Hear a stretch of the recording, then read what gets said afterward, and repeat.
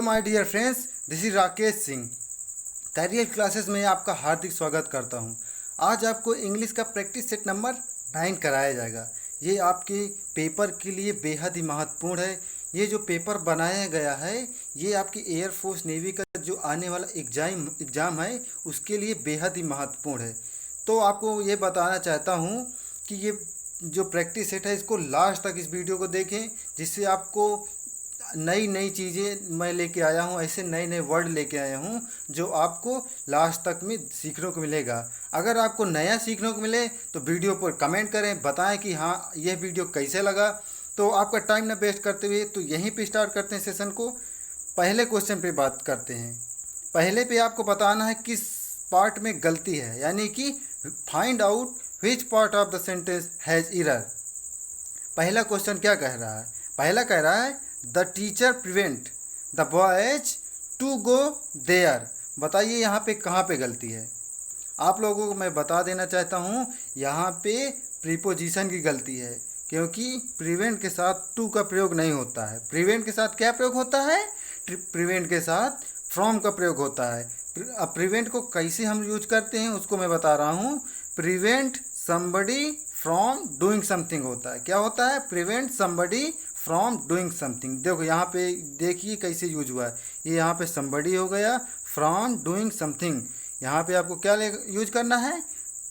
From going. तो correct sentence क्या होगा?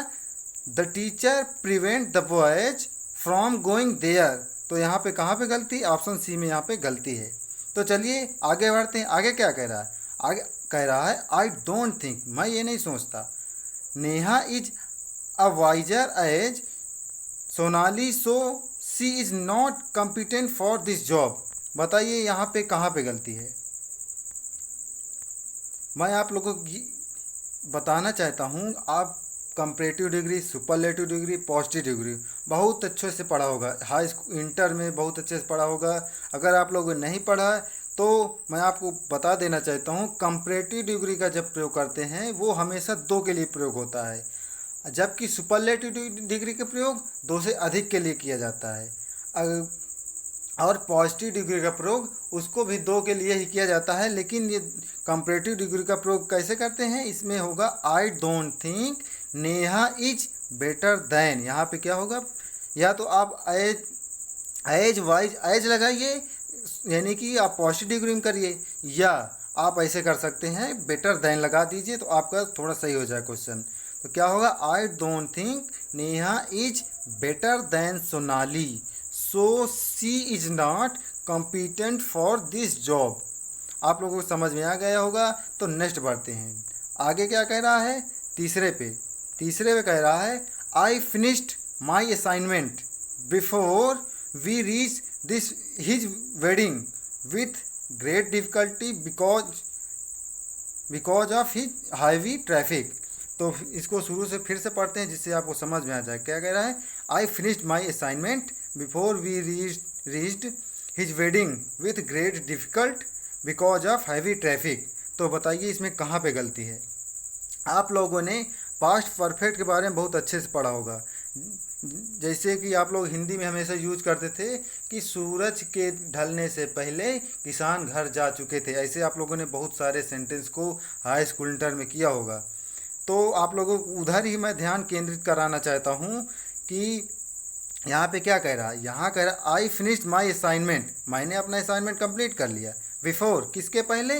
We reached this his wedding, उसके शादी में पहुँचने के पहले, with great difficult because of heavy traffic, यानी कि वो पहुँच नहीं पाया है हैवी ट्रैफिक के कारण। तो वही बता रहा है। तो यहाँ आप लोगों को बता दें कि वो कैसे सेंटेंस यूज करते हैं। पास्ट परफेक्ट में जब बिफोर वाला कंजक्शन रहता है तो उसमें हैड प्लस V3 में यूज करते हैं। तो यहाँ क्या होगा? I had. आप यहाँ हैड का प्रयोग कर दीजिए, ये सेंटेंस सही हो जाएगा। लेकिन आप लोग कंफ्यूज हो जाते हैं कि हैड यहाँ लगाएं कि यहाँ पे लगाएं। आप रीच में भी लगा सकते हैं। आप लोग कन्फ्यूजन में दूर करना चाहता हूँ। जब कभी भी सेंटेंस को पढ़िए, उसको अर्थ निकालें कि वो कैसे कह रहा है। उसमें देखिए कि कौन जो क्लॉज सबसे पहले कंप्लीट हुआ हो वहाँ पे हम लोग हैड का प्रयोग करते हैं। यानी कि जैसे उसमें कह रहा है कि सूरज निकलने से पहले किसान घर जा चुके थे, तो किसान घर जा चुके थे वहाँ पे आप हैड लगाएंगे, ना कि सूरज निकलने के पहले या बाद वही वहाँ पे लगाते। तो यहाँ पे काम पहले असाइनमेंट कंप्लीट हुआ है, तो यहाँ पे I had finished my assignment before we reach his wedding with great difficult because of heavy traffic. तो यहाँ पे हैड का प्रयोग करिए, आपका क्वेश्चन सही हो जाएगा। चलिए आप आगे बढ़ते हैं। आगे क्या कह रहा है? आगे कह रहा है आपको बताना है फिलिंग द ब्लैंक्स, और बताना है कि, चलिए पहले पढ़ दे रहा हूँ सेंटेंस। कह रहा है information the manager had was not enough. बताइए इसमें कौन सा सही होगा, कौन सा आप सही करेंगे। नीचे के ऑप्शन दिया गया है, बता दें। दिया गया है द लिटिल दिया गया है, और रुको आपको दिखा दे रहे हैं ऑप्शन चारों विजिबल कर दें। विजिबल हो गया तो आप लोग अब कर सकते हैं। बताइए अब इसमें क्या आप चूज करेंगे। आप लोग मैं ये बताना चाहता हूँ, लिटिल का प्रयोग हमेशा अनकाउंटेबल नाउन के साथ करते हैं। लिटिल का प्रयोग कैसे करते हैं देखिए, मैं थोड़ा बता दे रहा हूँ। मैं ये कई प्रैक्टिस सेट में ये बता चुका हूँ। लिटिल का प्रयोग अनकाउंटेबल साथ, जबकि फ्यू का प्रयोग काउंटेबल के साथ। लिटिल का प्रयोग जब कोई सेंस दे रहा है, ना का सेंस दे रहा होगा। जैसे वहाँ पे कह दे कुछ वाटर है, यानी कि ना के बराबर पानी है, तो आप वहाँ लिटिल का प्रयोग करें। जब कुछ पानी रहे तब वहाँ अ लिटिल का प्रयोग करें। जब वहाँ जो मात्रा है वो कंफर्म रहे कि हाँ इतना ही पानी, तब द लिटिल का प्रयोग करें। तो चलिए इसमें क्या करा, information the manager had was not enough. तो आप देखिए ये जो यहाँ पे आप देख रहे हैं, हैड वॉज साथ साथ में आया है। ये जो हैड आया है ये इंफॉर्मेशन के लिए आया है। जैसे आपसे कहा जाए कि आई हैव 3 पेन्स, मेरे पास 3 पेन हैं, आया इसी को पास्ट में आप कह सकते हैं। आई हैड 3 पेन्स, मेरे पास 3 पेन थे। तो वही इंफॉर्मेशन के लिए यहाँ पे हैड का प्रयोग हुआ है। आवाज़ जो प्रयोग हुआ है वो मैनेजर के लिए प्रयोग हुआ है। यहाँ पे option D is the right answer होगा। कह रहा है द लिटिल इंफॉर्मेशन, जो भी उसके पास इंफॉर्मेशन थी, the manager had was not enough, उसके पास जो थी वो पर्याप्त नहीं थी। आप लोगों को समझ आ गया है, यानी कि उसके पास इंफॉर्मेशन जो थी वो एक निश्चित मात्रा में थी, यानी कि उसको कंफर्म था कि इतना ही इंफॉर्मेशन है। तो वहाँ पे आप द लिटिल का प्रयोग करेंगे, क्योंकि इंफॉर्मेशन एक अनकाउंटेबल नाउन भी है। ठीक, आप लोगों को समझ में अब आ गया होगा। चलिए आगे बढ़ते हैं। आगे क्या दिया गया है? आगे दिया गया है you should comply my request. बताइए इसमें कौन सा प्रीपोजिशन सही होगा। To, with, by, of. बताइए क्या होगा। आप लोगों को बता देना चाहता हूँ कि कंप्लाई हमेशा विथ का फॉलो करता है। इसका मतलब होता है पालन करना। जैसे एबाइड बाई होता है, जैसे आप लोगों ने पढ़ा होगा abide, ABIDE। Abide by means क्या होता है? पालन करना। कानून जैसे है उसको पालन करना, नियम को पालन करना। तो इसमें क्या करा, we should comply with my request. यहाँ पे क्या सही होगा? Option C is the right answer. आगे नेक्स्ट बढ़ते हैं। आगे क्या दी गए, how much money dash since the death of your father. यानी कि उसके कहने का मतलब है कितना पैसा तुमने स्पेंड किया या वेस्ट किया उस अपने पिता के मृत्यु के पश्चात या पहले। सिंस पश्चात कह रहा। बताइए इसमें कौन सही होगा।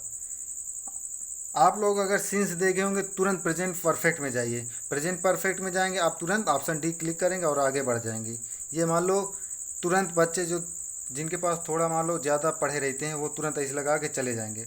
लेकिन आप लोगों को इसमें ध्यान देना चाहिए कि आप ऑप्शन ए भी चूज कर सकते हैं। ऑप्शन चूज ए नहीं इसलिए नहीं होगा क्योंकि ये इंट्रोगेटिव सेंटेंस है।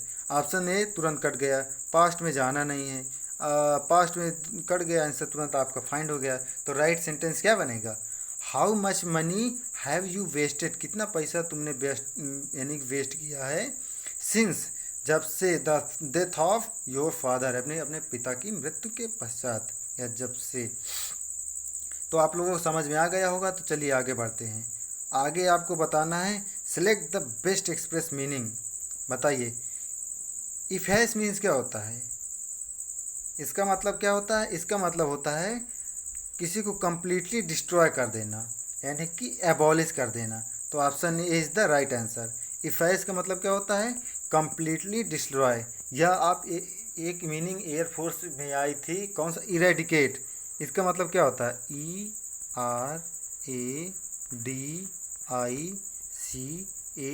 ERADICATE। इरेडिकेट का मतलब क्या होता है? किसी चीज़ को जड़ से नष्ट कर देना। इसकी दूसरी मीनिंग क्या है? अप्रूट।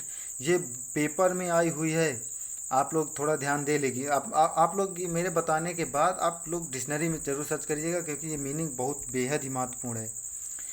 आगे क्या दिया? अश्योर, इसका मतलब आश्वासन देना या सुनिश्चित करना। ओरेशन मीन्स होता है आप यानी कि ओरल, यानी कि भाषण दे रहे हैं, मौखिक। और ओरेशन, वही ओरल से ओरेशन बना है, मौखिक। बर्डन मीन्स क्या होता है? बोझ। तो आगे बढ़ते हैं। आगे क्या कह रहा है? आगे कह रहा है अपेरेंट। इसका मतलब क्या होता है? इसका मतलब होता है जो एकदम साफ हो, गंदा ना हो, एकदम उपयुक्त हो, यानी कि एकदम साफ हो, मान लो कोई उसमें वो ना हो। यानी कि आप यहाँ कैंडिड कर सकते हैं, क्लियर। कैंडिड हो जाएगा सिनोनिम्स, क्लियर आप कर सकते हैं। तो बताइए इसमें कौन सा सिनोनिम सही होगा? रफ मीन्स होता है घटिया। मैनिफेस्ट, ऑब्स्क्योर, एप्ट, बताइए कौन सही होगा? इसमें मैनिफेस्ट होगा, यानी कि मैनिफेस्ट मीन्स होता उजागर करना, यानी कि उजागर मतलब आप क्लियर कर दे रहे हैं। तो कौन सही होगा? Option B is the right answer. Apt means होता उपयुक्त, ये होगा नहीं। ऑब्स्क्योर मीन्स होता अस्पष्ट, तो ये भी नहीं होगा। अपेरेंट आपको पता चल गया, ये भी मीनिंग पूछी गई हुई है। चलिए आगे बढ़ते हैं। आगे बताना गैम्बोल, इसका मतलब क्या होता है? शायद आपको ये नया वर्ड सीखने को मिल रहा होगा, तो सीखिए। गैम्बोल मीन्स क्या होता है? एकदम फुर्तीला, जो उछल कूद मचाता हो। जैसे मान लो आप भेड़े, यानी कि मेमना कह सकते हैं, वो एकदम फुर्तीला रहता है ना, छोटा बच्चा रहता है, तो उसको क्या कहते हैं? गैम्बोल मीन्स फुर्तीला, एकदम नया तारोजगीपन महसूस हो, उसे गैम्बोल कहते हैं। ब्रिटल मीन्स होता है तुच्छ, फ्रिस्क, सैलो, वर्क, बताइए कौन सा होगा? इसमें कौन सा होगा? फ्रिस्क मीन्स भी होता है यही कि फुर्तीला, तो इसका सिनोनिम्स कौन सा होगा? Option B is the right answer. चलिए अब आपको बताना है अपोजिट। अपोजिट वर्ड बताइए। अपोजिट किसका बताना है? डियर का। बताइए डियर का अपोजिट का इंटरेस्ट या लव्ड, एक्सपेंसिव, चीफ, बताइए क्या होगा? एक्चुअली में देखो, डियर का मतलब प्रिय भी होता है, लेकिन ये मीनिंग आपको थोड़ा सा डिफ़िकल्ट महसूस करा सकती है। इसका मतलब एक और होता है, इसका मतलब होता है वेरी चीप, बहुत, यानी नहीं, वेरी एक्सपेंसिव, जो बहुत ज़्यादा महंगी हो, उसे कहते हैं क्या? डियर। तो इसमें सिनोनिम्स क्या होगा? चीप, सॉरी सिनोनिम्स क्या होगा? एक्सपेंसिव। एंटोनी बताना है आपको, तो यहाँ पे चीप सही होगा, यानी कि जो चीज़ बहुत सस्ती हो। आप लोग इसको डिक्शनरी में एक बार ज़रूर सर्च करें एक बार, जिससे आपको पता चले कि मीनिंग का अर्थ क्या क्या हो सकता है डियर का। डियर का मतलब इंटरेस्ट भी होता है, लव्ड भी होता है, एक्सपेंसिव भी होता है, जबकि अपोजिट क्या होगा? चीप होगा। तो चलिए आगे बढ़ते हैं। आगे आपको बताना है डेंस का अपोजिट मीनिंग बताना है। तो डेंस का अपोजिट मीनिंग बताइए क्या होगा? आपको ऑप्शन दिया गया है। ऑप्शन ए क्या कह रहा है?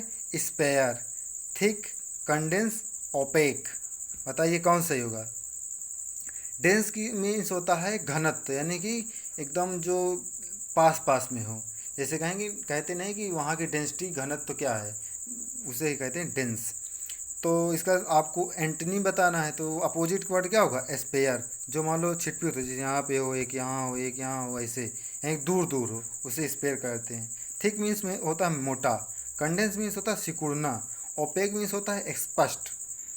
तो चलिए आगे बढ़ते हैं। आगे आपको बताना है select the wrongly spelled word, कौन सा इसमें गलत लिखा हुआ है, बताइए। आप लोग बताए डिफिनेट, डिफाइन, डिफॉर्म, डिफ्लेट, बताइए कौन सा इसमें गलत है? डिफिनेट की स्पेलिंग यहाँ पे गलत है। यहाँ डिफिनेट की स्पेलिंग क्या होती है? DEFINITE। डेफिनेट मीन्स क्या होता है? निश्चित। तो आप लोगों को पता चल गया, डिफिनेट मीन्स होता है निश्चित, यहाँ पे गलती है। तो चलिए आगे बढ़ते हैं। आगे क्या दिया गया है? आगे बताइए कौन सी कहाँ पे गलती है। चलिए दिख रहा है ना आप लोग क्वेश्चन? चलिए पहले दिया गया है नेग्लिजिबल, नॉन्स, नोटिसिबल, नाइबरिंग, बताइए कौन सही है? चलिए मैं बताता हूँ। यहाँ पे नोटिसेबल यानी कि नोटिसेबल की मीनिंग गलत है। क्या होती है नोटिसेबल की मीनिंग? NOTICEABLE, यानी कि कहाँ पे गलती? ऑप्शन सी में गलती है। तो चलिए आगे नेक्स्ट बढ़ते हैं। आप लोगों को मीनिंग ये छोटी छोटी मीनिंग है ज़रूर पता होगा, इसलिए मैं इसी हिसाब से नहीं बता रहा हूँ। तो चलिए आगे क्या, आप अब आगे आपको बताना है ईडियम्स। ईडियम्स फ्रेज में अगर बच्चों आपको सेशन लेकिन पसंद आए तो लाइक सब्सक्राइब शेयर करना ना भूलिएगा, क्योंकि बच्चों पे ये सब मटेरियल बनाने में, तैयार करने में बहुत मेहनत लगती है। ठीक, तो आपको बताइए, select the most appropriate meaning of the given idioms. On tenter hook, इसका मतलब क्या होता है? इसका मतलब होता है बेचैन, जो बहुत ज़्यादा बेचैन हो। तो कौन सा मीनिंग सही होगा? Option C is the right answer. Unhappy, angry, happy, ये कुछ नहीं सही होगा। चलिए आगे क्या दिए गया है? आगे दिए गए है लेंड एन ईयर। यहाँ पे बच्चों ईयर की स्पेलिंग गलत लिखी हुई है। यहाँ पे ईयर कौन सी होगी? EAR, यानी कान वाली। लेंड एन ईयर, इसका मतलब क्या होता है? इसका मतलब होता है टू पे अटेंशन, ध्यान देना, बिल्कुल ध्यान देना, एकदम कोई चीज़ कंसंट्रेशन से आप समझ रहे हैं, देख रहे हैं, उसे कहते हैं लेंड एन ईयर, यानी कि यहाँ पे कान की स्पेलिंग होगी ईयर। तो आपको समझ में आ गया होगा। ट्रबल तो होगा नहीं, मेक ट्रबल, टेल समवन नहीं, फोर्स समवन टू लिसन नहीं। तो यहाँ पे कौन सही होगा? Option A is the right answer. चलिए बच्चों, आज के सेशन में बस इतना ही। अगर आपको वीडियो पसंद आया हो तो लाइक सब्सक्राइब शेयर करना ना भूलिएगा। बस बच्चों, आपका सपोर्ट बना रहे, यही मैं उम्मीद रखता हूँ। चलिए बच्चों।